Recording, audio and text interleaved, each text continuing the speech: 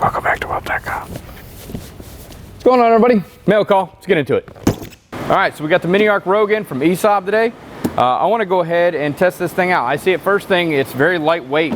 So it's got a little shoulder strap on here, so that's kind of nice. I see this as a portable machine that I can throw in the back of the truck. That'd be kind of nice that you don't have to clunk around some big heavy box to go out and do small jobs. So it's DC, stick, and TIG capable, as well as different voltage. So I can run this off 230 volts or 110 volts.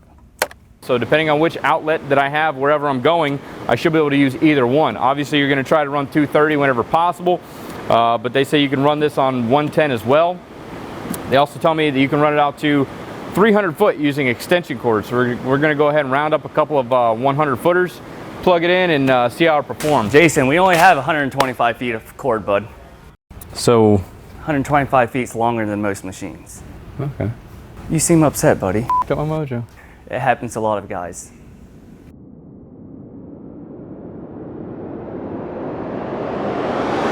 I want to run some 7018 532 and 1/8 inch diameter. Also, this machine is supposed to be capable of running 6010. It has a cellulose function. So we're going to go ahead and try that out as well. So let's go get everything hooked up.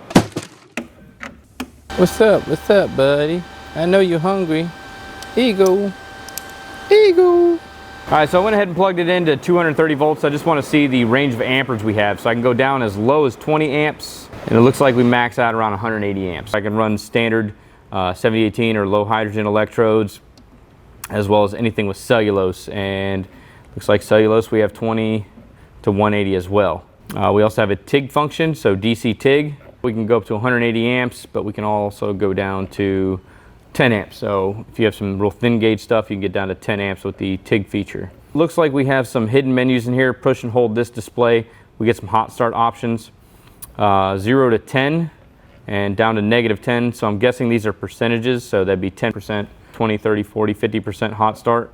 And then if we go through and check out the arc force or our dig, 10, 20, 30, all the way up to 100%. So I like that. Like I said before, I see this as a small portable machine. Most of the jobs that I do where I'm out doing portable welding, I have to run off an extension cord anyway because there's not 230 volt power where I'm at, and I don't have a long enough extension cord. So I want to go ahead and try this thing out at 110 before I even go into the 230 realm, because if it runs on 110, it'll definitely run on 230. So we have about 125 foot extension cord rolled out. I'm going to go ahead and try the 7018 function as well as the cellulose and see if it'll burn 7018 and a 6010 with a 125 foot extension cord. So let's go ahead and try it out.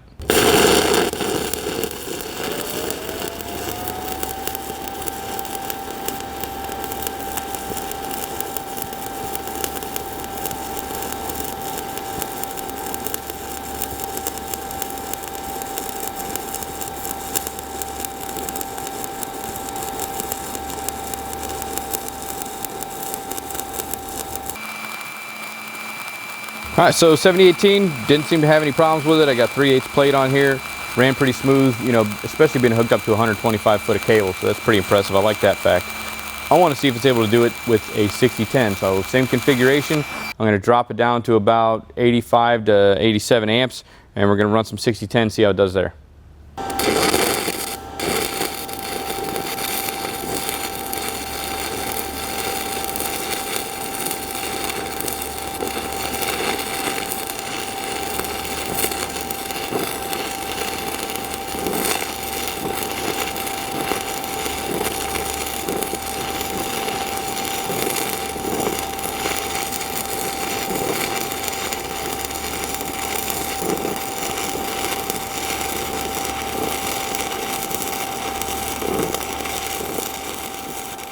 All right, so 6010 performed pretty good on there. I was pretty impressed with that. Overall, arc performance was smooth.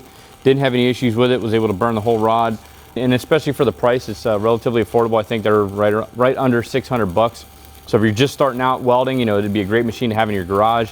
If you're doing some portable welding, it's a nice option as well, especially because of how lightweight and small it is. So like I said, this is something you could actually fit in your truck box or behind the seat in your truck. I like the fact that I can run a couple of extension cords because like I said before, you know, you never know where you're working, what power outlets are available. So 110 is pretty much everywhere. So you have that capability. The LED display is super bright, so I mean you're not guessing, especially outside. If you're working outside, you're gonna be able to see that. No issues. You don't have to kind of guess what your settings are or cover everything up, so you can block out the light to be able to see that. So that's another added bonus. So go ahead and Bro, what are you doing? You forgot to run TIG. Can I give it a go? Drop it. Come on, put me in, coach. Make every weld better than your last. Jason, I haven't even welded yet. Does that mean yes? Okay. We're gonna be doing some razor blades. This is 23 thousandths. On this part, 11 thousandths right here. I got the machine set at 40 amps. I'm running a little 9 series torch, small one, and 040 tungsten. 040 size tungsten. We're gonna tack these together and see how it's gonna start up. We wanna make sure the arc's gonna initiate instead of wandering around. All right, I'm gonna give you my honest opinion about this. So when I was setting this machine up, I was thinking to myself, I hope this is really accurate, starting off with these low amps. The arc's gonna initiate. So as soon as I tacked it up, I was like, okay, this is going pretty good. I'm starting to fill the machine out. I like it. So as soon as I struck the arc and started continuing down my joint, everything was running good. I mean, the arc started, the puddle created perfect, and it wasn't dancing around the arc. Because I was running at 10 amps starting at, that was pretty low. Went down and just burned all the way. I was comfortable, like I was welding on thick metal. Yeah, that was pretty good. I was impressive with it. But guys, I don't know where Jason's at. So make sure you make every weld better than your last. Turn me up 5.